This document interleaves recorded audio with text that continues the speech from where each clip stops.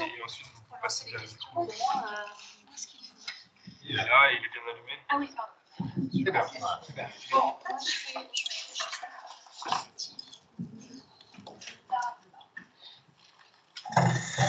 alors la table ronde de parce que ça, j'aurais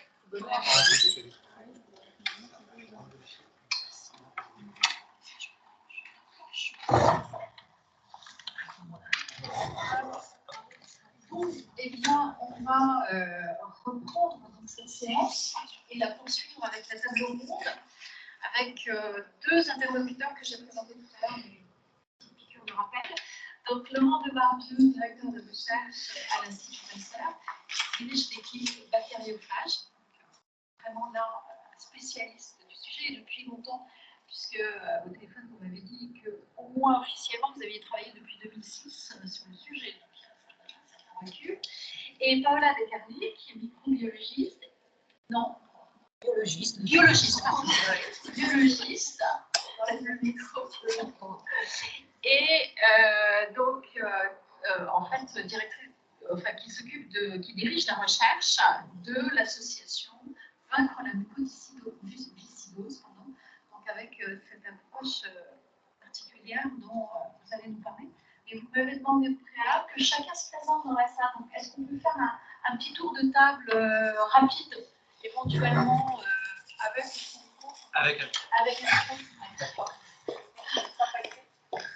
Qui commence, c'est ça? Oui. Bonjour, Marie-Paul de Rosinant. Je ne sais pas si tout le monde m'entend. Oui. Donc, je suis à la Direction générale de la santé, placée auprès de la GS pour travailler sur l'actualisation de la feuille de route interministérielle. L'importance et travailler sur l'interface, effectivement, des sujets plus sectoriels, sur l'antibiorésistance, la lutte contre la résistance aux microbiomes sans ça. Il faudra peut-être passer derrière, je vais faire en densité. Je suis Aurélien Ferrand, je suis sociologue ici, je suis proche collègue de Nicolas Fortanet et Henri Guillet.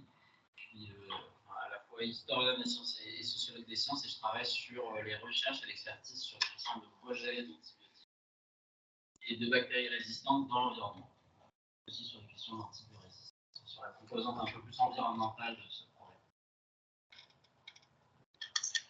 Je vais redire Fabien Milanovic, je suis sociologue, ancien chercheur dans une école d'ingénieur en biotechnologie. Je suis impliqué dans un projet de recherche que je mène avec des microbiologistes, mais pas que les producteurs aussi, sur l'utilisation des phages dans l'agriculture, dans l'arboriculture. Bonjour, moi je suis Julie Less, je suis journaliste et réalisatrice de documentaires et je m'intéresse au pénurie de l'antibiotique et aussi à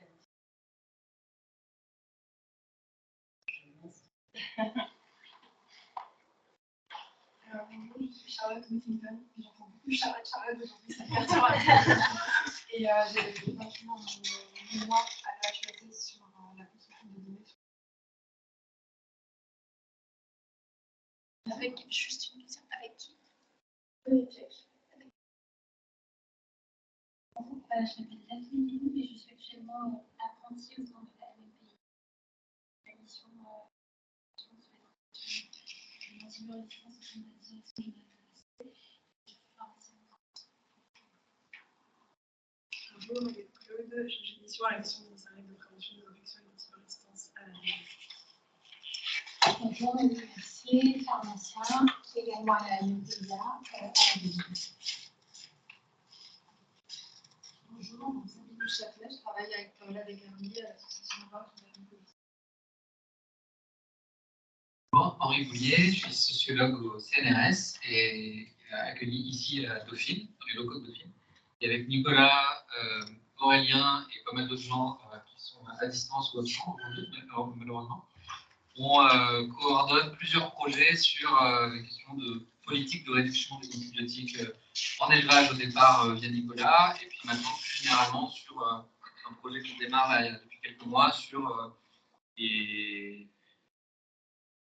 One Health et les dispositifs de mesure des antibiotiques et de l'antibiorésistance, notamment dans l'environnement. et sur ce que OneHealth permet ou permet pas de faire via ces dispositifs.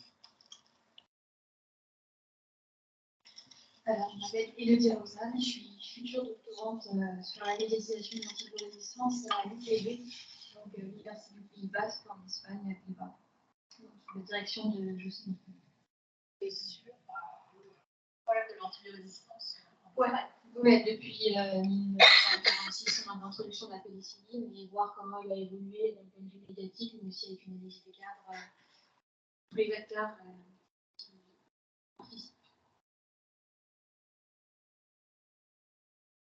Bonjour, Anoucha, je suis historienne des sciences, émérite, historienne des sciences, et dans une vie antérieure, j'étais microbiologiste, bactériologiste, je connais bien Laurent. Et je travaille donc avec Nicolas et les autres gens du laboratoire. Je me suis intéressée plus spécifiquement à l'utilisation des antibiotiques en aquaculture. Et en France, en fait, la question posée, la question qui s'est imposée à moi, c'est pourquoi il y a eu des débats scientifiques sur l'utilisation des antibiotiques en aquaculture, mais en France, ce débat n'a jamais pu sortir réellement de la sphère scientifique, technique. Et donc, ça pose vraiment la question. Alors qu'il y a de quoi, il y a de quoi dire que ce n'est pas vraiment un problème, et ça rejoint tout ce que disait Christine, c'est-à-dire qu'est-ce qui fait qu'un problème va devenir un problème public. Bonjour, Frédéric Laurent, moi je suis microbiologiste à Lyon, je suis professeur de microbiologie aux Hospices de Lyon et à l'Université Claude Bernard-Lyon. Je coordonne un programme qui s'appelle le programme Pagignon et le PPR antibiorésistance. Dans le PPR antibiorésistance, on a une année qui fait très claire. On essaie de développer une production publique de phages au sein de l'hôpital, donc c'est une structuration un peu différente de ce qui existe par ailleurs actuellement en France et dans d'autres pays. Et on travaille bien sûr avec Charlotte qui est dans la Bonjour, je suis Edwige Lely, je suis doctorante en sociologie au CNRS et je travaille sur la question de la transmission de l'antibiorésistance entre les êtres humains et chiens à domicile. Voilà, donc c'est un doctorat qui commence. Très contente de vous entendre. Nicolas Fortanet, sociologue, ici, et on travaille sur quelques années maintenant. Bien, je crois qu'on a fait maintenant un tour de table assez général, donc je vais vous laisser la parole. Est-ce que vous voulez commencer, vous avez déjà un propos relativement structuré dans lequel vous voulez commencer. Je commence par vous poser des questions. Je pense, d'après ce qu'on s'est dit hier, je crois que vous avez largement de quoi nourrir cette table ronde. Qui veut commencer? Laurent de Barbieux, je vous sens prêt. Je vais commencer avec peut-être plus l'aspect scientifique et la perception biologique qu'ont apporté les phages dans l'évolution de la compréhension du monde vivant. En fait, ce point de vue historique de la découverte des phages au début du XXe siècle, tel qu'on la raconte, et qui s'est réalisée à travers la découverte de Phénix-Terrel, etc. C'est parti d'observations vraiment assez simplifiées sur les boîtes de pétri. Donc c'est très, très basique en termes de microbiologie comme approche, très basée sur le début du XXe siècle, l'observation. C'était vraiment ça la clé numéro 1. Et derrière, il fallait quand même avoir une certaine dose d'audace pour conceptuellement transformer ces observations assez simplistes en potentiel traitement d'infection bactérienne. Et ce saut intellectuel, il a été fait extrêmement rapidement dans l'histoire, puisque la première publication, c'est 1917, et les premiers essais chez l'homme, c'est 1919. Donc, 2 ans à cette époque-là, ça peut considérer très rapide par rapport au contexte actuel. On s'aperçoit qu'entre la découverte et la mise en pratique, parfois, il peut se passer plusieurs longues années, si ce n'est pas dizaines d'années. Donc, on voit qu'on est ici sur la même échelle de temps. Mais ce n'est que, comme le disait Charlotte, à la fin du XXe siècle, on s'est aperçu quelle était la dimension écologique des bactériophages. Et de s'apercevoir qu'ils sont vraiment omniprésents partout. Et donc, ça pose aussi la question de savoir avec comment on va exploiter cette ressource naturelle en quelque chose qui va avoir une application focale. Et ce qui nous intéresse en premier lieu, c'est la thérapie chez l'homme. Et pourquoi on s'intéresse aujourd'hui aux bactériophages? Parce qu'on a un problème d'antiviralisance. Il ne faut pas oublier le contexte dans lequel on met aujourd'hui en perspective l'utilisation des bactériophages. Et si on n'avait pas de problème d'antibiorésistance, peut-être qu'on ne s'intéresserait pas du tout à ce qu'on appelle la phagothérapie.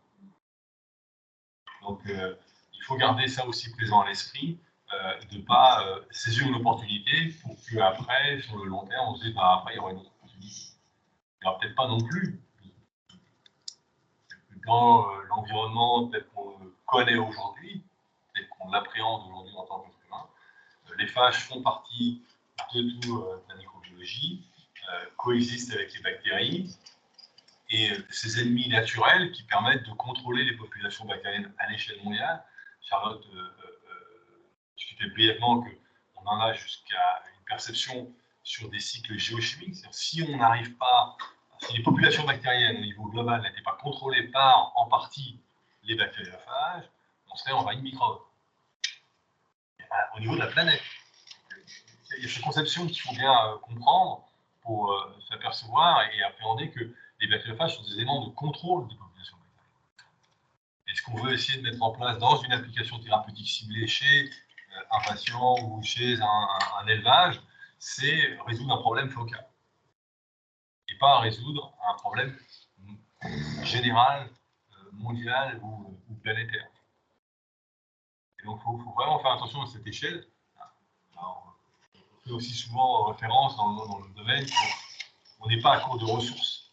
Il y a tellement de bactériophages dans l'environnement qu'on en trouvera toujours un qui va nous être utile à un instant T.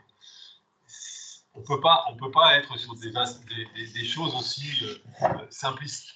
Le monde, clairement, n'est pas blanc et noir, et on est sur une nuance de gris assez prononcée.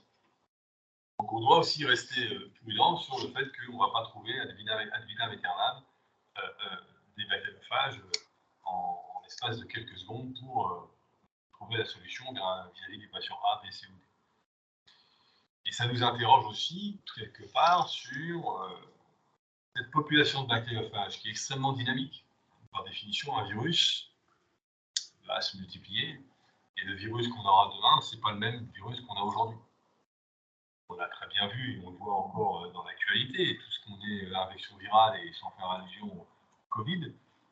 Ce virus-là, dans sa forme non aussi pathogène que celle qu'elle a émergée, existait avant, mais elle n'existera pas demain. Ou elle existera encore, mais à un autre niveau. Et on a la même chose avec les phages. Les phages restent des virus fondamentalement. Donc, quand on a un phage thérapeutique qui aujourd'hui fonctionne bien, ça ne veut pas dire que dans 100 ans, ce phage-là existera encore, et ça ne veut pas dire que dans cette forme-là, il existait il y a 100 ans. Même si conceptuellement, l'entité virale est toujours là. Donc, c'est ce genre de notion qu'il faut bien garder à présent à l'esprit quand on veut réfléchir à l'impact à long terme, à l'utilisation à court terme, comment on va incorporer cette nouvelle approche, parce qu'on la considère aujourd'hui comme une nouvelle approche, même si ça fait 100 ans qu'on sait qu'elle est éventuellement valide. Si vous voulez enchaîner sur un aspect plus pratique. Alors, comment l'association Naturelle est rentrée dans le monde de la phagothérapie? On a eu différentes portes d'entrée.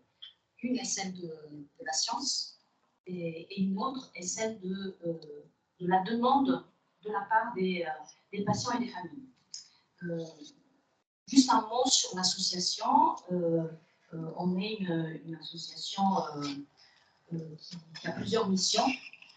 Guérir via le soutien à la recherche, guérir la maladie, soigner les malades, vivre mieux avec la maladie, en améliorant la qualité de vie des malades et aussi informer et sensibiliser le grand public par rapport à cette maladie. Donc voilà, on est vraiment ouvert sur la société et toutes ses composantes pour pouvoir accomplir ces missions.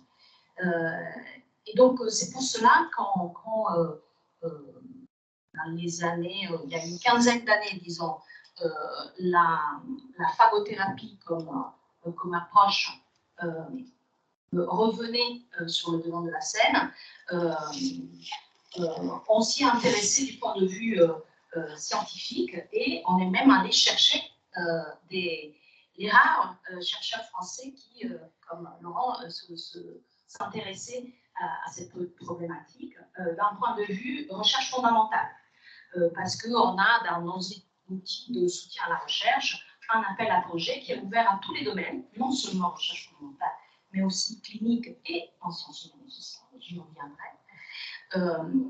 Et donc voilà, on a soutenu plusieurs projets de recherche en recherche fondamentale. Mais en parallèle, notre mobilisation sur le sujet est vraiment liée à une demande pressante de la part des patients et des familles qui nous interrogeaient, mais pourquoi on ne nous propose pas comme solution thérapeutique les phages alors qu'on en parle dans les médias beaucoup et on sait que dans d'autres pays, on les utilise. Pourquoi en France, ce n'est pas le cas? Et on a dû aussi faire face à un phénomène de tourisme médical. On parle de l'époque avant pandémie, vers la Géorgie notamment, de certains patients donc, qui ouvraient des collectes personnelles pour avoir les moyens de partir et aller bénéficier de phagothérapie dans certains instituts, notamment en Géorgie. Alors, aujourd'hui, le monde a changé. C'est de plusieurs points de vue, notamment par rapport à cette problématique de tourisme médical qui a quasiment cessé depuis la pandémie, mais aussi la maladie, la mucoviscidose a changé parce que des nouveaux traitements très efficaces qui ciblent les causes de la maladie sont intervenus. Donc cette pression de la part des patients et des familles est moindre, même si les interrogations sont toujours présentes.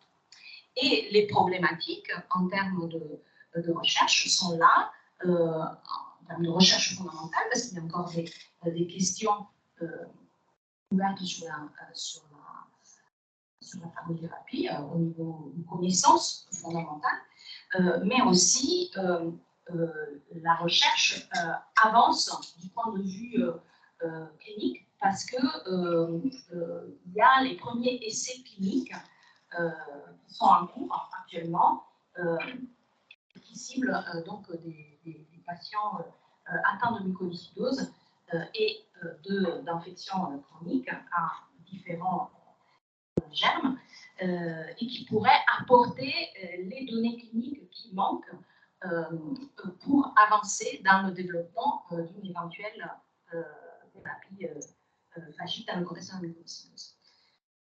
Alors, merci pour ces deux éléments de cadrage. Forcément, il y a une question qui vient à l'esprit quand on vous écoute sur les relations avec les entreprises pharmaceutiques. Est-ce que ces entreprises sont un frein ou au contraire, comment vous voyez ces relations? Alors avec le recul, mon observation, c'est que ces entreprises, alors qu'on appelle souvent les grandes entreprises pharmaceutiques, pharma, a posteriori, on s'aperçoit qu'ils ont toujours été au courant du potentiel que pouvait représenter la phagothérapie. Et que le cadre dans lequel ils sont formatés, dans leur outil industriel, n'est pas du tout, et conceptuel, hein, c'est l'un avec l'autre, n'est pas du tout adapté à la phagothérapie. Et je pense que, en partie, leur raisonnement économique ne permettait pas facilement d'ouvrir la porte et d'investir massivement dans l'aspect fabricant. Alors, à côté des big pharma, il y a le pool des startups. Hein, c'est comme ça que ça fonctionne aujourd'hui. Soit on est une petite startup, soit on est une big pharma. En attendant, on est dans une petite startup, on attend que la big pharma ait 400 un jour. Mais par contre, il y a un pléthore de petites startups qui se sont lancées sur cette thématique avec plus ou moins de chance, c'est-à-dire que il y a 15 ans, il y en avait déjà une trentaine, et aujourd'hui, il y en a toujours une trentaine, et ce n'est pas les mêmes. Donc, quid de celles qui ont disparu? Alors, on peut citer l'exemple de, alors je ne vais pas me souvenir du nom, parce qu'elle a déjà changé au moins 3 ou 4 fois de nom, une entreprise qui avait débuté donc, en Angleterre, qui a été rachetée aux États-Unis 2 fois, et qui vient maintenant de consolider en rachetant une autre entreprise qui est en Australie. Donc, non, c'est pas un travail. Mais c'est Armata, voilà. C'est Armata Pharmaceutical qui s'appelle aujourd'hui. Et donc, mais si on suit l'historique de ce genre de situation, on croit que c'est pas la même entreprise, mais finalement c'est la même. Mais ils ont changé de nom au fur et à mesure avoir été rachetés parce qu'à un moment donné, il n'y a plus de fonds en Angleterre, donc on va chercher des fonds aux États-Unis. Après, aux États-Unis, ça va plus sur la côte est, donc on va sur la côte ouest. Enfin bref, différents paramètres qui font que il y a un réservoir de petites entreprises qui sont dynamiques, qui proposent des solutions, mais qui arrivent en butée parce que les financements adossés à ces petites entreprises sont toujours très ponctuels. Donc ça vivote pendant 3-4 ans, ça fait 5 ans, ça peut faire éventuellement 10 ans avec 2-3 appels de fonds. Mais il n'y a pas un investissement de fonds avec une perspective en se disant bah, notre projet c'est d'arriver dans 10 ans. Les startups, ils ont des deadlines qui sont sur 3 à 5 ans. Les investisseurs veulent un retour d'investissement à 3 à 5 ans. C'est très compliqué parce qu'on n'investit pas le domaine médical avec une approche qui conceptuellement est différente de la stratégie marketing classique d'un médicament chimique. Je trouve une nouvelle molécule, elle a une cible, je sais comment fabriquer ma molécule et je sais comment distribuer aux patients ou à travers le réseau des pharmacies, etc. Tout ça, c'est un schéma qui est hyper formaté, qui est super réglementé, c'est vraiment très simple pour les industriels. Dès qu'ils ont une nouvelle molécule, ils savent comment il faut faire. Et là, on leur a demandé de considérer une entité biologique. Et alors, ils ne savent pas qu'ils ne savent pas faire, il ne faut pas les prendre. Hein. Il y a des entités biologiques qui sont purifiées, ensuite des entités biologiques, par exemple. Donc, ce n'est pas forcément quelque chose qui est compliqué conceptuellement. Mais par contre, le marché, quels étaient les patients qui pouvaient en bénéficier? Comment je vais pouvoir réussir à dire que je vais fabriquer un phage ou un cocktail de phage et je vais avoir une cible de 500 patients ou 5000 patients ou 500 000 patients? Eh bien, ces calculs-là sont totalement impossibles à faire dans la réalité du phage et de la bactérie. Parce qu'on retombe à une granularité qui est quasiment au patient. Et donc, ce changement d'échelle fait que ces grosses entreprises ont été face à un dilemme de comment je peux faire, enfin, qu'elles n'ont pas été intéressées en soi. Pas toujours être, encore une fois, blanc et noir. Mais leur écosystème financier ne permettait pas facilement d'adapter l'outil qu'ils ont entre les mains pour pouvoir répondre à cette problématique. Charlotte, tu voulais rebondir? Juste peut-être quand même pour revenir sur cette histoire de start-up et de big pharma, déjà il faut aussi voir que l'entreprise pharmaceutique, les entreprises pharmaceutiques ont quand même largement délaissé le champ des anti-infectieux depuis plus de 30 ans maintenant, même 40 ans, pour plutôt aller vers les maladies chroniques. Parce que c'est la promesse en fait d'une mal sans fin. Hein, quand on met des gens sous traitement à vie, c'est beaucoup plus rentable que des choses un peu plus ponctuelles. Là où je suis complètement d'accord avec Laurent, c'est que le défi n'est pas du tout le même. Hein, c'est-à-dire que molécules chimiques versus phage, en fait, on a bien vu que voilà, les modes d'action ne sont pas les mêmes. Là où peut-être quand même, l'insuline, c'est pas quand même, on ne produit pas d'insuline comme on produit des phages. Je pense que là, on peut en reparler avec Frédéric Laurent et avec les efforts qui sont faits à l'heure actuelle à Lyon pour établir des collections. Il y a quand même une vraie difficulté de purification, de stockage, de tout un tas de choses. Et puis, donc, comme je disais, on ne peut pas. Alors, on peut pas, si on peut, les premiers efforts des startups soutenus d'ailleurs par les agences de réglementation, ça a été de faire des cocktails, parce que justement, ça mettait les phages dans une forme qui était celle qu'on avait l'habitude de gérer, à savoir, voilà, si on fait des cocktails, bah, on se retrouve finalement à quelque chose qui ressemble à ce qu'on a l'habitude de faire avec des antibiotiques à large spectre, et donc on peut produire massivement, et donc là, on a un marché qui est ouvert. Pour les startups, oui, il y a toute cette question voilà, moi j'avais un peu suivi le développement d'une startup française, hein, où effectivement, tous les 3 mois, il faut faire des appels de fonds, des machins, on ne sait pas si on va le payer, on ne sait pas si on a l'argent pour le faire, etc. Il y a aussi le fait quand même que, justement, on revient sur l'infrastructure antibiotique, hein, on a des habitudes de pensée, on a des habitudes de production, et les phages, ça ne rentre pas dans les cases, quoi. Et quand on discute un petit peu avec les gens qui essaient de produire, y compris les startups, hein, on voyait bien que la grande difficulté, c'est qu'il fallait tout repenser de A à Z, voilà, avec des investissements de base assez importants, parce qu'il faut effectivement des salles blanches, il faut tout un tas d'infrastructures matérielles particulières. Et puis, tout simplement, enfin, quand on est dans un marché du médicament qui est drivé par la recherche de profit, on va tourner autour du pot. Aujourd'hui, l'industrie pharmaceutique est là pour faire de l'argent. Si elle soigne des gens, finalement, c'est un à côté qui est estimable par ailleurs, mais ce n'est pas le but recherché en premier. Voilà.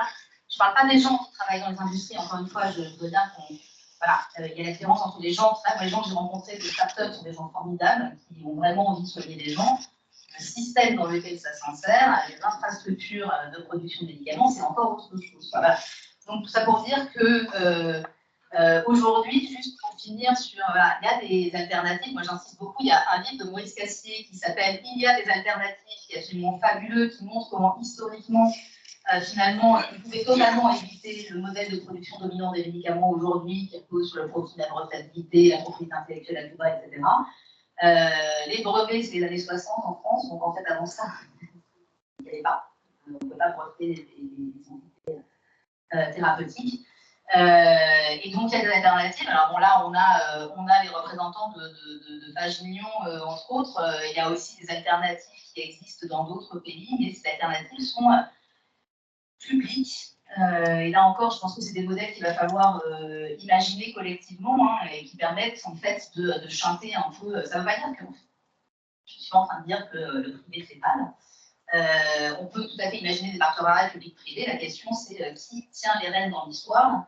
Et pour les phages, pour les raisons que j'ai explicitées rapidement sur l'histoire de pluribéose, d'évolution, l'antibiorésistance étant une belle mise en garde, on a intérêt à avoir des systèmes qui sont régulés extrêmement précisément et fortement, et donc avoir là une vraie volonté publique, collective, de gérer le développement de ces thérapies alternatives.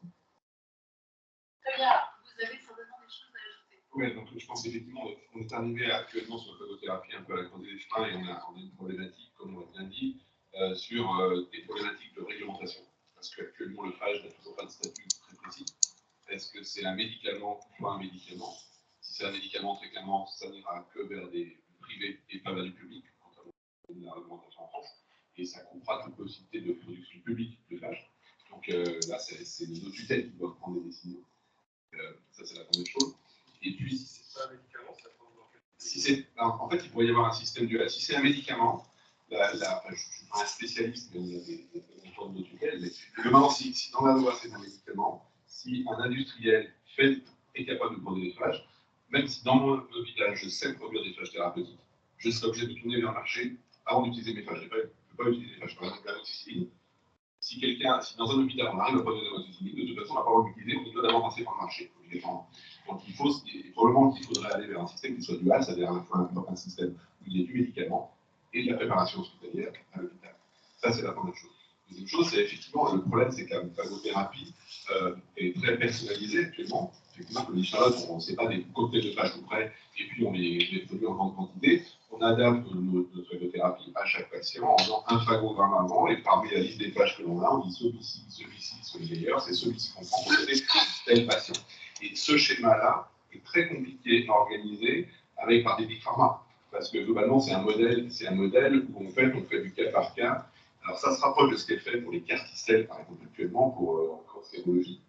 En fait, on fait de la thérapeutique anticancéreuse spéciale pour chaque patient. Par contre, ça a un coût. Et donc là aussi, derrière le modèle qu'on va choisir, il y a aussi le financement qu'on met derrière. Sachant qu'il ne faut pas simplement financer le petit flacon de phage, Mais il faut financer tout ce qui est en amont, c'est-à-dire la recherche des phages de l'environnement, comme disait Laurent tout à l'heure. Alors, il dit toujours, et il faut bien, effectivement, tu l'as bien dit, entre dire on trouvera toujours un phage dans l'environnement, effectivement, on trouvera toujours un phage pour l'environnement, pour côté, est-ce que je fais du cheval? Le problème, c'est qu'entre le moment où on trouve dans l'environnement, le moment où j'ai un petit flacon que je peux injecter à-dessus du pont, il y a toute une phase qui est extrêmement longue, extrêmement compliquée, extrêmement coûteuse. Donc l'idée, c'est qu'il faut mettre en place des outils. Et là, moi, je pense qu'on arrive à un moment où il y a vraiment une décision politique, dans le sens vraiment, latin du terme, c'est il faut savoir si nos autorités décident d'avoir une production publique ou pas. Et si elles décident d'avoir une production publique en complément d'une production commerciale privée, il faut forcément qu'elles y mettent des moyens. Parce que nous, quand on est allé voir les tutelles, dans le programme qu'on essaie de mettre en place, tous nous disent c'est super important, il faut une production publique pour plein de raisons, parce que, effectivement, comme l'a dit Charlotte, les industriels, ils ne sont pas des philanthropes, ils vont aussi avoir un retour sur investissement. Et le problème, c'est qu'ils vont peut-être aller chercher des phages anti-staphylocoque doré, anti-Escherichia coli, anti-pseudomonas, et encore pas pour toutes les souches, parce qu'ils ne vont pas en chercher plein. Actuellement, Axiom a 2 phages anti-staph doré, 4 phages anti-pseudomonas, à la ligne, et on a des patients pour lesquels leur phage PACU, c'est pas un roche, hein, nous aussi, on a des trous dans nos raquettes, des phages qu'on a trouvés, mais ils n'y vont pas tout. Et le problème, c'est qu'en fait, ils vont en un type médicament, donc en fait, il faut qu'ils passent par une phase 1, par une phase 2, par une phase 3, c'est extrêmement coûteux. Et ces startups, comme on l'a bien dit, ils sont en difficulté financière parce qu'ils n'ont aucun retour sur investissement. Et du coup, ils finissent par péricliter, par se faire racheter. Et il y a aussi une dimension d'indépendance nationale qu'on met en place. Moi, je pense que le schéma actuel, tel qu'il est organisé, il est plutôt sur une personnalisation et une production publique. Et moi, je pense que dans 5 ans ou 10 ans, quand on aura atteint des niveaux de production de phages d'utilisation des phages suffisamment importants, à ce moment-là, de toute façon, en public, on ne pourra peut-être pas plus faire face. Et à ce moment-là, on pourra se tourner vers des structures privées qui produiront les phages qu'on produit en plus grande quantité.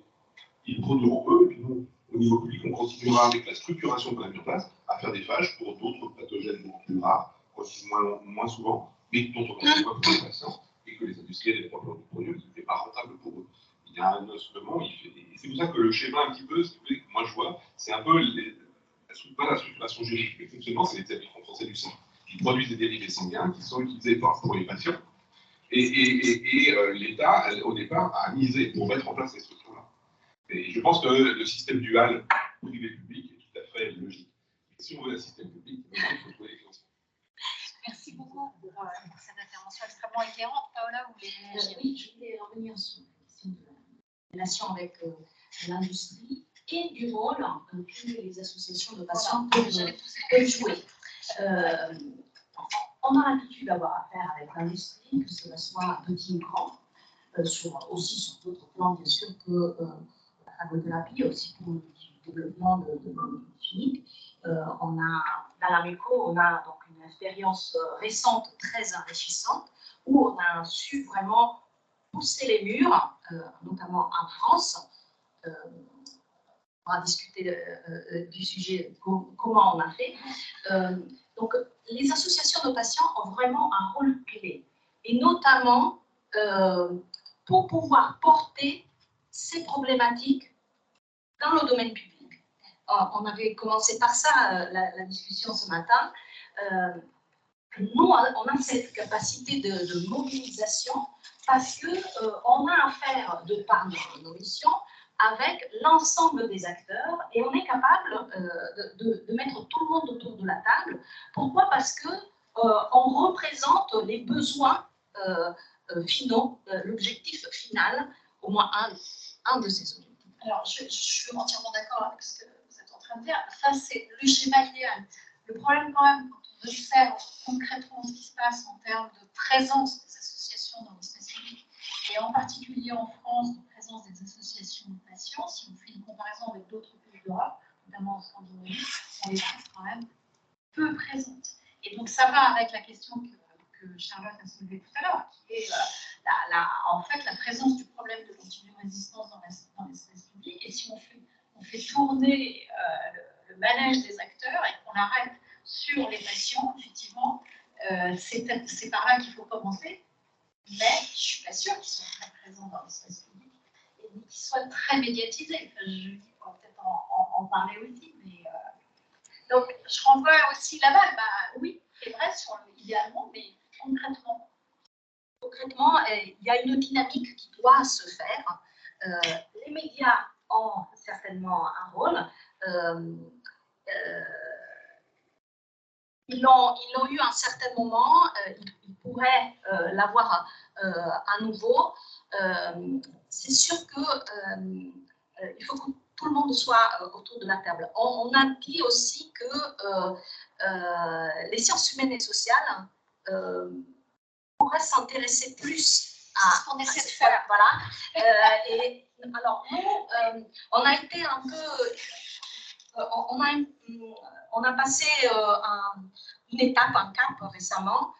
On est passé de l'attente vis-à-vis des sciences qui nous amène des projets sur des thématiques considérées comme prioritaires. Certes, ça a amené des avancées extraordinaires, mais sur certaines problématiques qui ne sont pas encore sur le devant de la scène, comme la phagothérapie, mais il y en a d'autres dans la muco, on considère que ça ne va pas assez vite, les patients considèrent que ça ne va pas assez vite, qu'on n'avance pas, on n'a pas les projets qu'on espère. Et donc, on a décidé d'avoir une autre approche, d'aller chercher les chercheurs, et pas que, et les interlocuteurs aussi dans le public, de les mettre autour de la table et de les faire travailler sur cela. Donc, on a toute l'intention de le faire aussi sur la phagothérapie. C'était un sujet qui était un peu dormant, notamment avec la pandémie. Mais je sens que là, il y a une dynamique qui pourrait faire bouger un peu les choses. Après, ce qui est compliqué dans le cas des phages et des micro-résistants, c'est qu'on a un exemple magnifique du rôle des associations des usagers de santé, des associations de malades avec le VIH-Sida. Là, on a vraiment eu... Il y a beaucoup de chercheurs qui ont montré vraiment comment la mobilisation des malades avait complètement changé la donne, que ce soit sur le design des essais cliniques, sur l'accès au traitement, enfin, sur vraiment beaucoup de thématiques différentes et dans des contextes différents. Donc on sait qu'effectivement on ne peut rien faire sans les malades. Ce qui est compliqué dans le cas de l'antibiorésistance et des phages, c'est surtout que, en fait, c'est ce que rappelait Laurent quand il a commencé tout à l'heure, c'est qu'en fait, quel type d'infection on va traiter, quel schéma thérapeutique, etc. C'est-à-dire que l'antibiorésistance, c'est un phénomène qui est à la fois partout et donc un peu nulle part. Il y a eu des associations, il y a eu le Lien, qui était une association de lutte contre les maladies nosocomiales, qui s'est intéressée à la thérapie phagique dès le début des années 2000. Mais avec des résultats extrêmement controversés. À l'époque, Alain Dublanchet avait été, donc Alain Dublanchet, qui est un médecin qui a pratiqué la thérapie phagique en France, on va dire sous le manteau, voilà, à l'époque, avec des phages qu'il trouvait où il pouvait. Et Alain Dublanchet nous racontait comment, alors que Alain Michel Serretti, qui était le président du Lien à l'époque, avait essayé de le faire venir pour qu'il parle de la thérapie phagique, son comité scientifique avait menacé de démissionner s'il venait parler des phages. Ça, c'était début des années 2000. Donc, ça a beaucoup changé depuis. Maintenant, voilà, la thérapie phagique ne souffre plus de cette étiquette de dangerosité ou de charlatanisme en fonction des moins. Tu as raison, c'est pas encore complètement réglé. Mais la vraie difficulté, c'est effectivement que les gens qui sont touchés par l'antibiorésistance sont touchés sur des infections différentes, sur des compartiments du corps différents. Là, on parlait des infections pulmonaires. Après, il y a des infections ostéo-articulaires, il y a des infections urinaires, il y a des tas de choses. Le premier essai clinique, Fagwan, c'était sur les plaies de brûlure et sur infection des... Phagoburn, c'était donc sur les plaies des grands brûlés, exactement. Et donc, en fait, il y a de multiples endroits, et c'est ça, c'est toute la difficulté, en fait, ce qu'on disait tout à l'heure, c'est l'éparpillement des problèmes qui sont rencontrés face à l'antibiorésistance. Et donc, du coup, la mobilisation, là aussi, en fait, arriver à mettre tout le monde, en fait, en rang, c'est extrêmement compliqué. Oui, juste une petite remarque, je prends tout de suite la parole, mais est-ce que ce n'est pas le reflet du fait que les antibiotiques ont colonisé tous les aspects de notre existence? En fait, c'est l'effet miroir, en réalité. C'est l'effet miroir, je suis d'accord, mais en effet, le point critique par rapport à la mobilisation des associations de patients, c'est que les patients se retrouvent en général à travers un problème commun. Donc là, le problème commun, c'est le problème de la résistance, mais ce n'est pas suffisamment un déterminant commun. puisque, en effet, le patient qui a un problème de résistance, c'est soit une infection articulaire, soit une infection cutanée ou autre partie du corps, et les gens n'arrivent pas à se rassembler autour de « je suis comme monsieur Untel, je suis comme madame Untel », et on se reconnaît dans ce problème. Donc il y a un problème d'identification. Et donc ça fait écho, en fait, que la visibilité du problème de l'antibiorésistance, il est diffus, il est omniprésent. Hein. Tout le monde se souvient des campagnes pour l'utilisation des antibiotiques hyposomatiques, ça a marqué le public. Mais derrière, la problématique, elle reste en fait sous fédératrice. Alors, et puis il y a l'historique.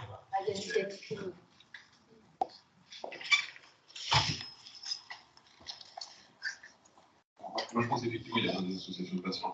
Il faut quand même que nos décideurs politiques, il suffit un petit peu les publier. Il y a des rapports, il y a le rapport ONEI il y a quelques années déjà, et qui avait montré qu'en fait, et l'OMS plus récemment, qui montre bien que les phages et les dérivés de phages, enfin les enzymes, sont considérés comme les alternatives aux antibiotiques les plus prometteuses. C'est globalement 25 à 30% de tous les travaux qui sont en train d'être conduits dans tout ce qui est hors antibiotiques classiques.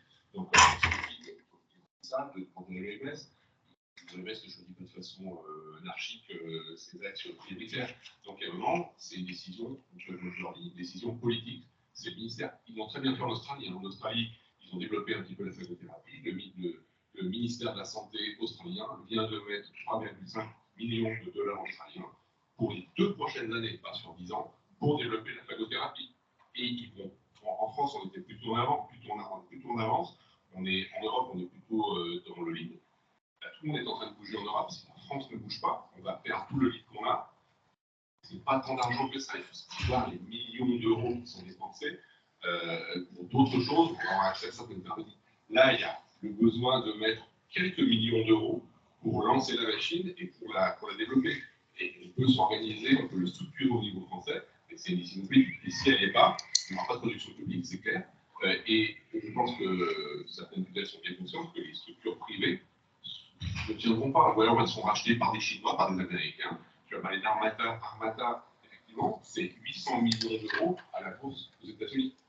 Ferricides, quand il avant d'être acheté, c'était à peine 20 millions. Armata aurait voulu récupérer tous les phages de Ferricides ou supprimer un concurrent ou éventuellement mettre un peu en Europe. C'était facile pour eux de racheter Ferricides, donc il y a un problématique aussi d'indépendance naturelle qui est extrêmement important et prégnante. Et il faut voir aussi les coûts derrière. C'est que là aussi, la production publique, on veut pouvoir avoir une production publique à des coûts raisonnés. Et il y a peut-être quelque chose à gagner là aussi de ce côté-là.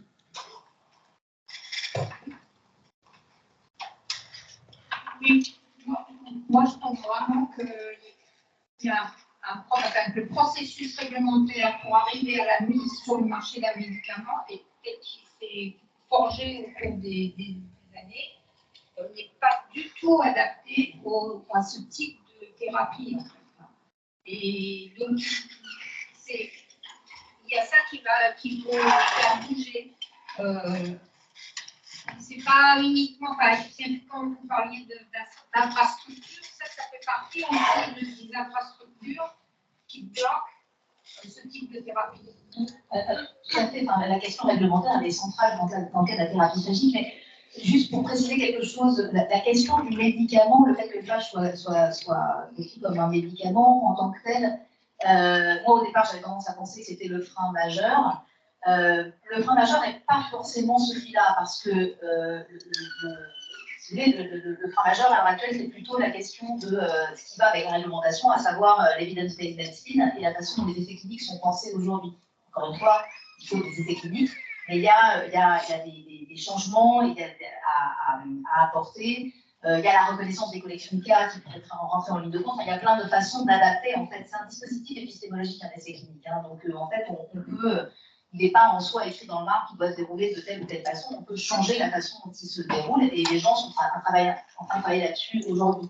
Après, effectivement, ce que rappelait Frédéric, c'est que si c'est un médicament, eh bien, ça veut dire que les préparations commerciales auront toujours la prééminence sur ce qui pourra être préparé en pharmacie, sauf si on arrive à faire rentrer les phages dans ce qu'on appelle la pharmacopée. Et le gros enjeu aujourd'hui, c'est d'avoir, Frédéric parlait de système dual, on pourrait effectivement avoir des phages produits selon les normes GMP, avec une réglementation médicament classique, avec éventuellement dans l'avenir, pourquoi pas, des cocktails qui pourraient permettre d'agir dans certains cas, mais ça doit être en parallèle avec effectivement l'inscription des phages dans les pharmacopées nationales ou européennes, de façon à pouvoir utiliser ces phages dans les pharmacies d'hôpital et donc avoir un modèle qui est complètement différent. Mais là, quand vous parlez d'infrastructure, bien évidemment, il faut voir que la pharmacopée française, elle existe aujourd'hui, il n'y a plus rien dedans. C'est-à-dire que les lobbies pharmaceutiques ont vidé la pharmacopée de tous les produits intéressants pour que les médecins soient obligés de passer en fait par des préparations commerciales. Donc il y a un gros travail aussi à faire contre les lobbies. Et donc là encore, pareil, effectivement, une volonté politique assez forte d'inscrire les pages dans cette pharmacopée. Ça existe, hein, donc c'est possible. Juste une question, mais que je renvoie à Julie, c'est que dans tout ce que j'ai vu dans les documentaires sur les pénuries de médicaments, et notamment d'antibiotiques, en fait, par rebond, les enquêtes ont fait que justement les hôpitaux publics étaient finalement obligés de produire pour satisfaire leurs propres besoins. Donc est-ce que justement ces pénuries n'ont pas quelque part généré une situation plus favorable? J'ai une question.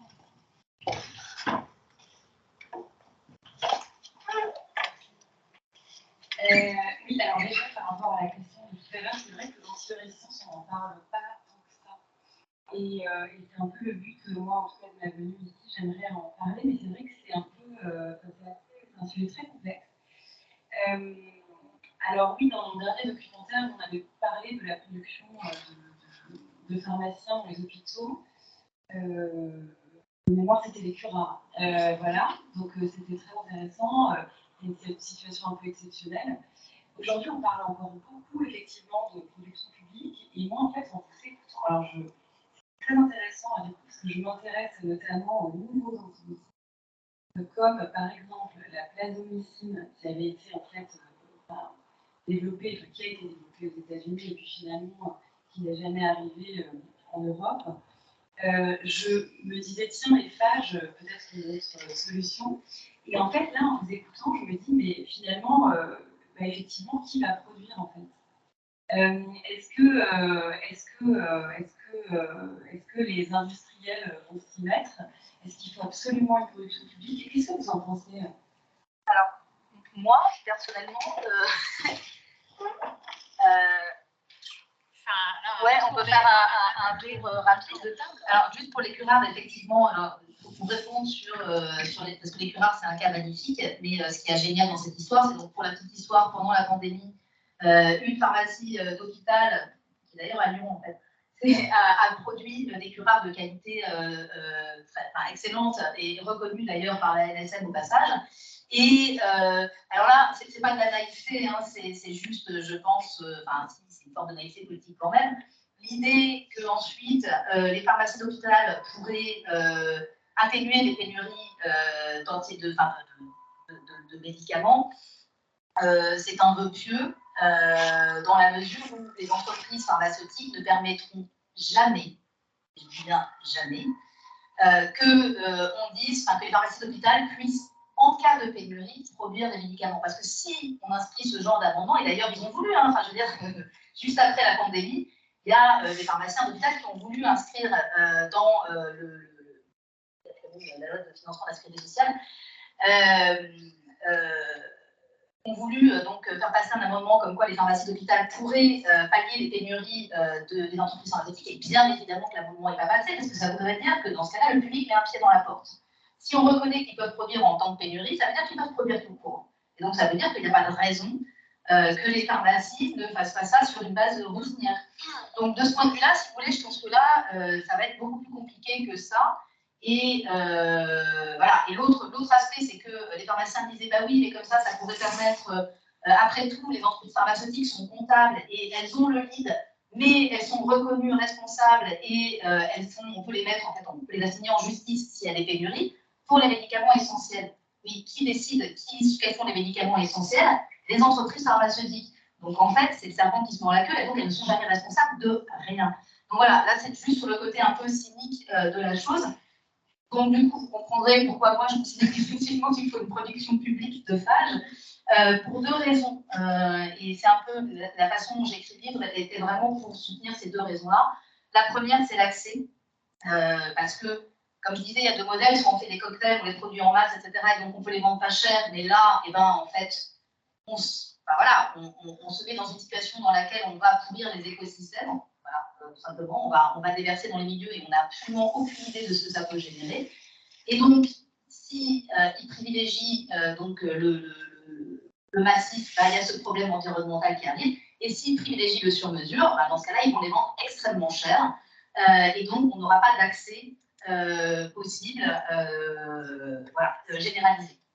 Donc, en fait, le public, ou en tout cas un partenariat public-privé qui se fait driver par le public, encore une fois, je ne suis pas contre le privé par principe, si les règles du jeu sont posées dès le départ, le public, ça serait la garantie, si bien évidemment c'est soutenu politiquement, etc., ça serait la garantie en fait de tenir ces deux principes ensemble, l'accès au traitement et le respect en fait des milieux de vie.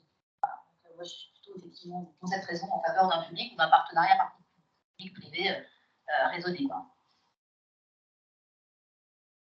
Je ne vais pas dire autrement. Je pense qu'en effet, de toute façon, on est dans une situation actuelle aujourd'hui qui est pas passée par autre chose que le public pour pouvoir donner aujourd'hui un traitement à court terme pour les patients qui sont en besoin. Et là, il y a une liste d'attente. C'est ça qu'il faut bien.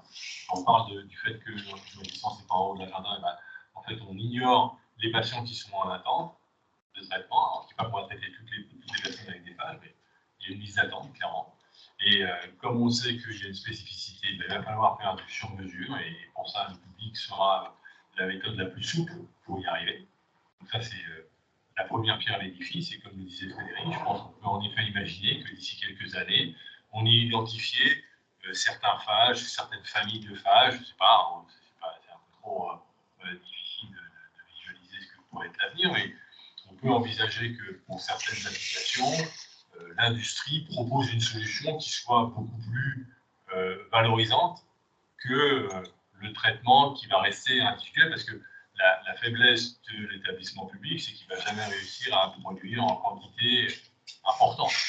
Donc, si on s'aperçoit que, par exemple, on va prendre les patients mucoviscidose et on va dire qu'on peut traiter 1000 patients par an avec des phages, si la moitié d'entre eux pouvaient recevoir une préparation qui est produite par l'industrie privée, ça laisserait le champ libre pour que le système public puisse s'occuper des 500 autres. Donc voilà, après c'est difficile de mettre des chiffres et de faire des prédictions, mais je pense que les deux systèmes sont compatibles, ils ne sont pas du tout incompatibles, il ne faut surtout pas avoir comme ça. Bien évidemment, comme le dit Charlotte, l'industrie privée c'est toujours promotrice d'une solution exclusive, parce qu'ils sont tous dans un modèle économique qui faut une rentabilité sur l'investissement. Donc, ils sont toujours en train de pousser la roue de leur côté. Force est de constater que l'espace public doit tirer la couverture de l'autre côté en disant non, les deux peuvent coexister. Il n'y a pas de conflit majeur entre ces deux positions. On doit pouvoir y arriver. Je vais tout à fait dans le même sens, à partir du moment où l'accès est la priorité. Je dirais que dans la mucoviscidose, on a malheureusement l'expérience du monopole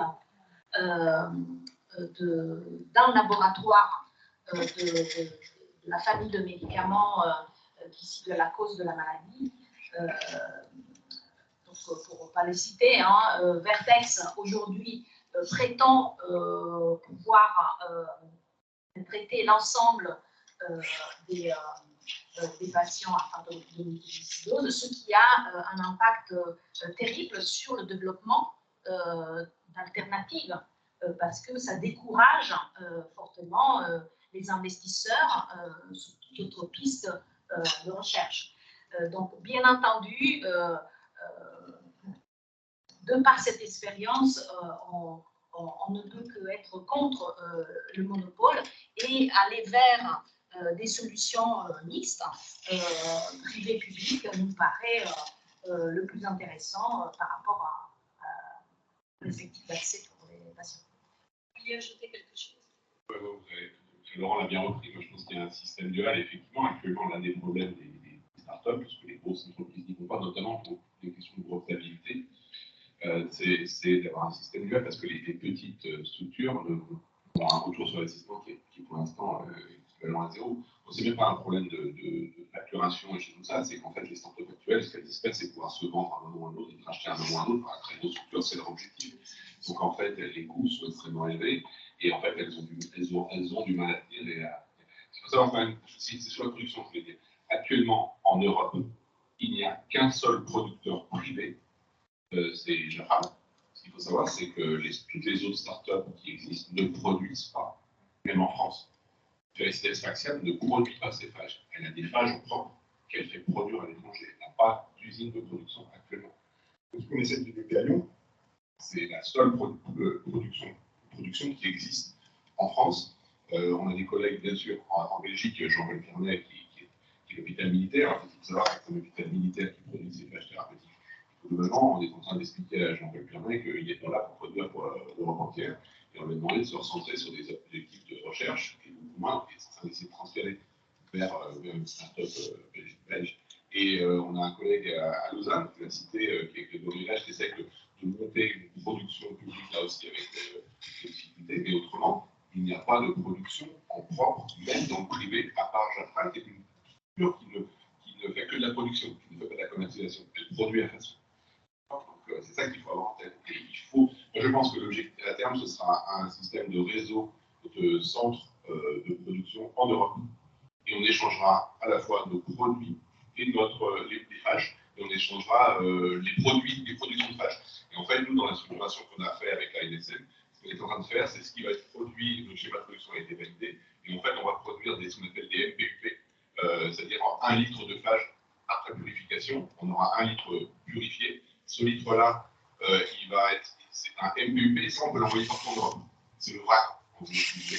Et une fois que c'est mis sur petit flacon de la millilitre, ça devient cette fois-ci une préparation hospitalière, que là, a priori, il faut une autorisation spéciale pour pouvoir le vendre en Europe, pour pouvoir l'adresser en Europe à d'autres hôpitaux. Par contre, en France, on peut l'envoyer dans n'importe quel hôpital français. C'est ça la structuration. L'idée, c'est de pouvoir échanger et produire à un endroit ou à 2 endroits en France, et ensuite approvisionner l'ensemble des structurations, un peu comme le fait l'EFS, elle produit des dérivés sanguins, alors là c'est au niveau régional, au niveau départemental, et elle envoie dans chacun des hôpitaux. L'idée c'est d'avoir 1, 2, 3 centres en France ou en Europe qui produisent ces phages-là et qui les envoient un peu partout pour les dispatcher.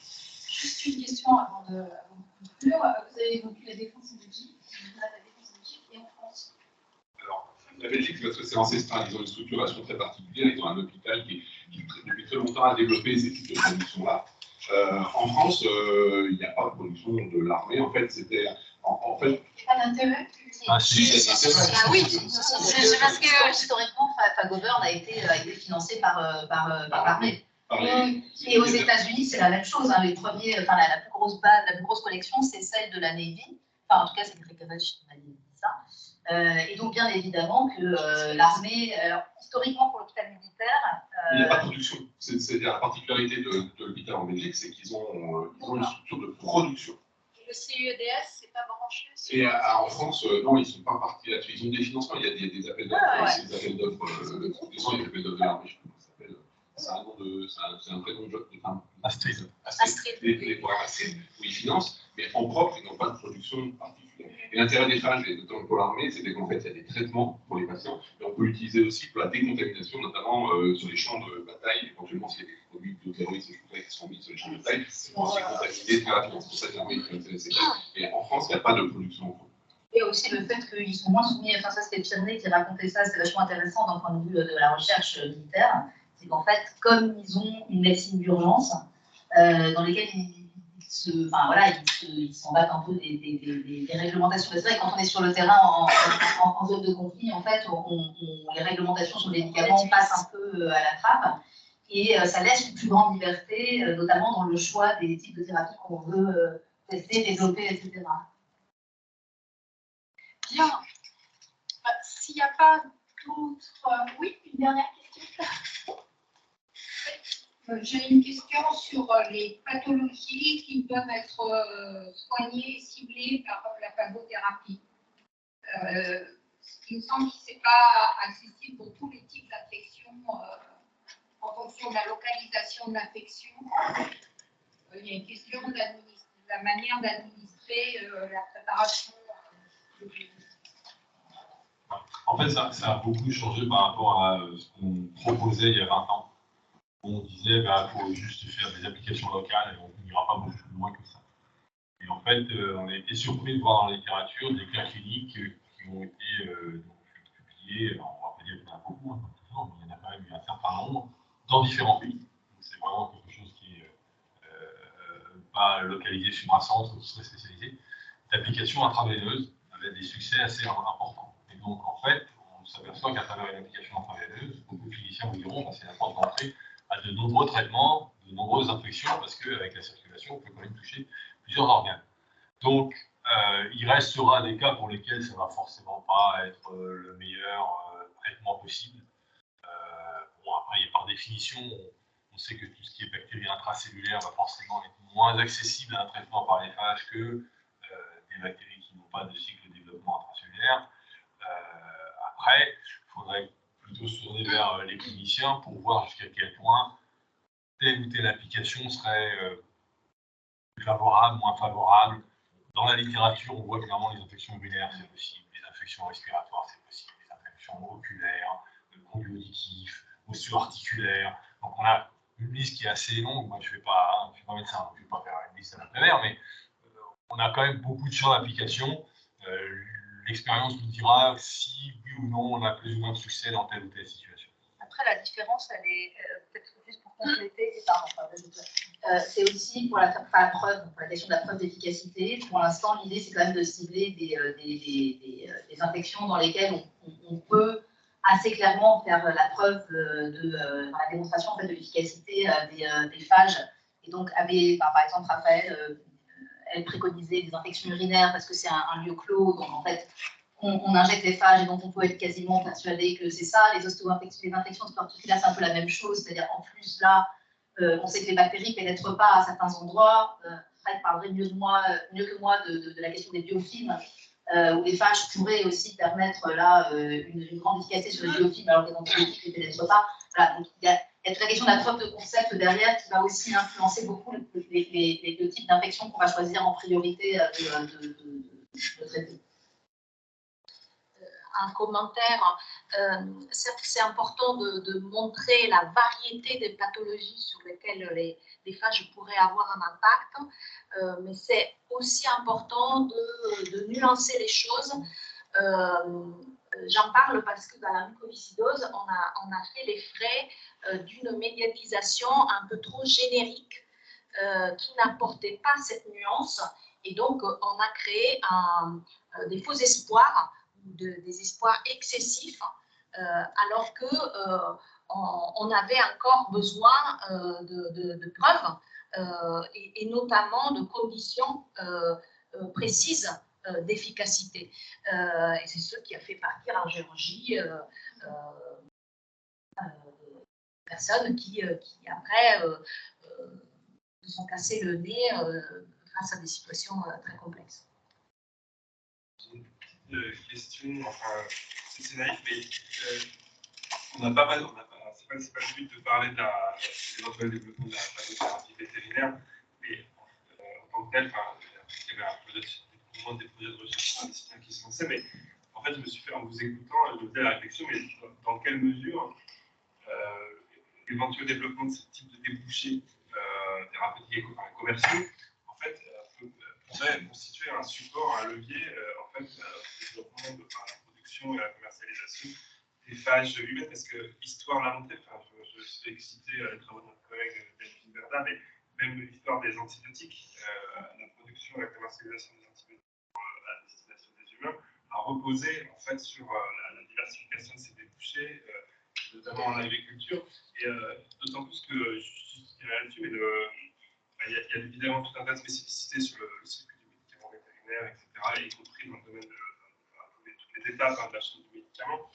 Mais c'est une médecine qui a aussi des habitudes de la production de médicaments sur mesure. Je pense notamment aux autovaccins, où on va vraiment développer des médicaments qui sont spécialisés sur des élevages particuliers en fonction de l'épidémiologie de l'élevage, etc. Donc là, on est sur le cas de médicaments, mais qui repose aussi du coup sur des infrastructures de production parfois localisées, les laboratoires d'analyse vétérinaire publics ont des capacités de production. Alors, enfin, je pense que c'est aussi des modèles dual, y compris sur ces histoires d'autovaccins. Mais en fait, voilà, il y a toute une réflexion sur dans quelle mesure, en fait, il peut y avoir un couplage là, de cette phagothérapie, et pas seulement dans la recherche, mais aussi dans les capacités de production Alors, je vois Fred qui s'agit, juste deux points avant de lui laisser le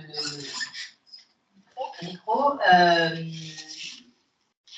Le problème, alors pour l'instant, il faut savoir que les premières recommandations de l'EMA sont sorties pour l'usage des phages en veto, et pas encore en santé humaine. Donc on voit déjà que, voilà, je vois Fred.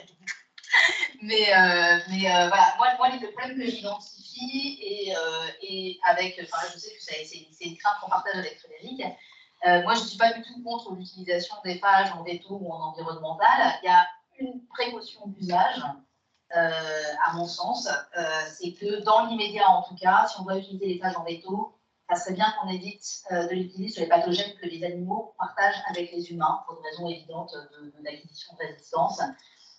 Donc voilà, ma première précaution, elle serait là. Et après, on sait que bien évidemment, ça va être peut-être, et c'est les stratégies qui sont faites en ce moment par certaines startups, hein, c'est de rentrer par la médecine vétérinaire pour pouvoir remonter en médecine humaine.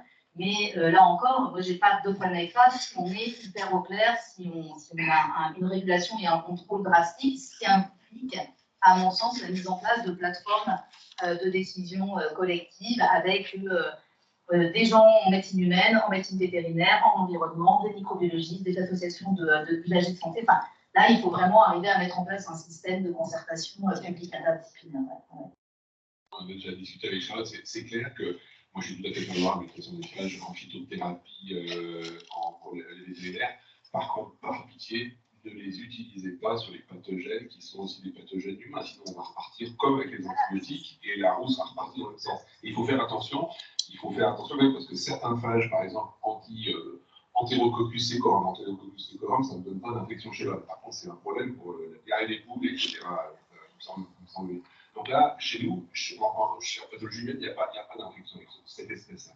Par contre, il faudra systématiquement bien vérifier que les phages qui sont actifs sur ces espèces-là ne sont pas actifs sur des espèces proches, en touche en pathologie humaine. Et par exemple, utiliser des phages anti-Escherichia coli pour aller attaquer des pathogènes chez des pathogènes animaux, alors qu'on sait que derrière, on risque de voir émerger des résistances et qu'après, ça va ce serait une erreur magistrale et on retomberait, comme l'a dit Charlotte au tout début, il ne faut pas qu'on tombe dans les mêmes travers et les mêmes errances qu'on a eues sur les antibiotiques. Donc ça, c'est capital. Et effectivement, certaines startups ont bien compris que ce sera beaucoup plus simple d'aller ouvrir un marché chez l'animal que chez l'homme. Donc il faut vraiment le faire sur des pathogènes qui sont en commun, sinon ça ne sert à rien. À ce moment-là, tout de suite, qu'on sache, on arrête tout, c'est pas la peine qu'on aille se mettre sur ces thérapies. C'est vraiment important. Charlotte avait une jolie formule que j'ai notée, de ne pas produire des réponses qui ne viennent à leur tour alimenter les débats. C'est une formule de Stengers, en fait. Bah oui, mais on peut, enfin, c'est fondamental. Hein. Oui. Non, ou rien.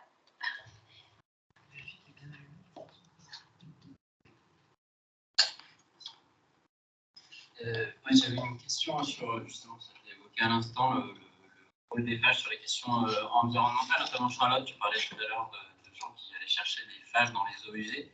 Est-ce qu'il y a des gens qui travaillent aussi, et je pense notamment en France, sur l'importance que les phages ont dans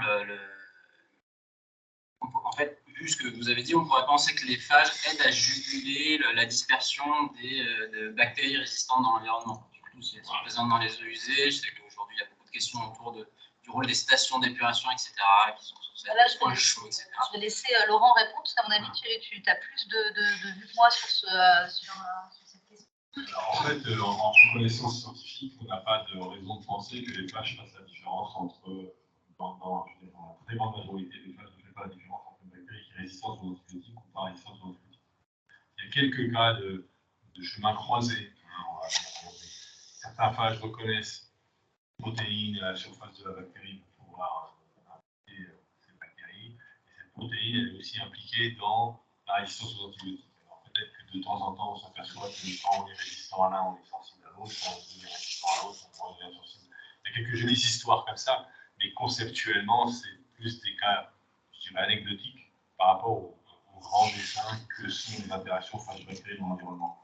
Donc, la problématique des phages vis-à-vis des souches bactériennes qui sont résistantes aux antibiotiques, le phage ne fait pas les choses. Donc, dans un écosystème donné, ce qu'il faut bien comprendre, c'est qu'on va avoir ce qu'on appelle un seuil de niveau de rencontre, de fréquence de rencontre entre les populations bactériophages et les populations de bactéries. Et donc, à partir du moment où le bactériophage a la capacité d'infecter la bactérie, il va produire son cycle d'infection. Il va avoir donc un impact sur cette population bactérienne. Est-ce que l'impact va être majeur, mineur? Ça va dépendre des conditions environnementales dans lesquelles cette infection a lieu. On a du mal à modéliser quels vont être les différents impacts de ces populations bactériennes sur les populations, des populations bactériophages, pardon, sur les populations bactériennes. Donc, on parle de coévolution, on parle de dynamique, de fluctuation. Il y a beaucoup de choses dans un écosystème complexe. Je ne parle pas d'un système isolé, dans une boîte de pétri ou un tube à essai. Au laboratoire, on sait comment ça se passe. Mais quand on parle d'écosystèmes, stations d'épuration, avec des tas de populations bactériennes, des tas de populations virales, on a du mal à appréhender vraiment qu'est-ce qui se passe. On sait qu'il se passe des choses, c'est certain. Il y a des gens, en effet, à l'INRAE qui s'occupent d'étudier l'impact des populations virales dans les fermenteurs. Donc, dans les stations d'épuration et d'autres systèmes où on utilise donc, des écologies complexes. Et ça fait écho un petit peu à tout le champ de recherche qu'on peut avoir aujourd'hui dans ce qu'on appelle les microbiotes. On parle beaucoup du microbiote intestinal chez l'homme, mais ça revient au même. On a des populations variées et diverses de bactéries qui sont confrontées à des populations variées et diverses de bactériophages. Et tout ça coexiste dans une jolie dynamique qui fait qu'à un instant T, on va observer la prédominance de telle bactérie ou de tel bactériophage, et à un instant T plus 1, et ben, ça ne va pas être la même chose, et à l'instant T plus 2, ce sera encore différent, sans que une des deux espèces, que ce soit le phage ou la bactérie, ne disparaisse totalement. Donc on va avoir des cycles avec un bas bruit. Le bas bruit peut être pendant un jour, pendant une semaine, pendant un mois, puis après ça revient, etc. C'est très très dynamique, mais il n'y a personne qui a vraiment compris quels étaient tous les facteurs qui permettent de contrôler ces dynamiques. Et je pense qu'on va avoir beaucoup de mal à contrôler ces dynamiques. C'est un champ de recherche. Après, sans parler de les contrôler, il y a aussi des travaux assez chouettes quand même sur les écosystèmes marins, et notamment le rôle des virus et des phages dans les écosystèmes marins et dans les sols aussi. Voilà, dans les travaux d'écologie, éventuellement, si ça t'intéresse, je pourrais te donner quelques références. Et juste cette histoire parce que ça me fait penser, je trouve que c'est vachement joli comme histoire.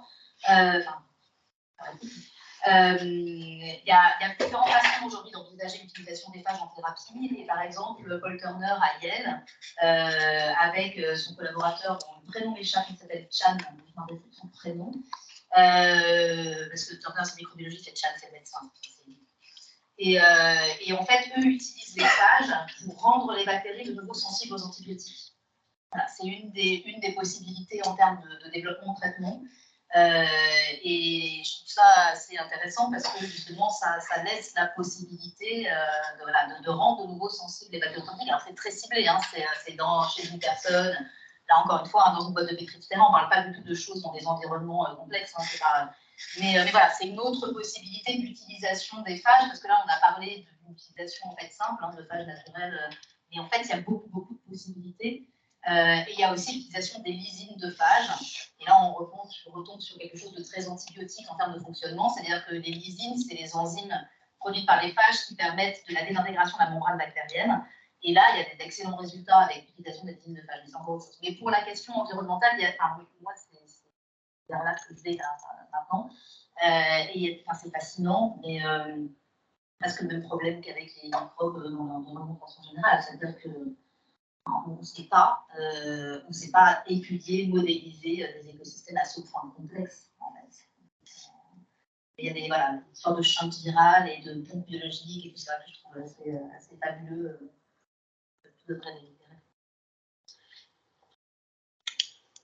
Bien, eh bien, on va essayer de conclure, mais c'était tout à fait passionnant de voir qu'il y avait tant de questions, tant d'interrogations, et que la discussion était vraiment dynamique. Donc, merci à nos interlocuteurs.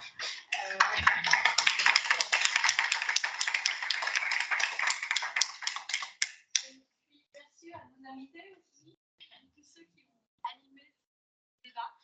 Et je vous propose maintenant d'aller vous suivre un petit peu.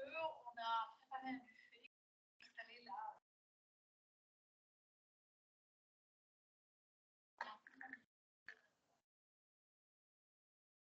Merci beaucoup encore pour l'invitation, pour l'organisation.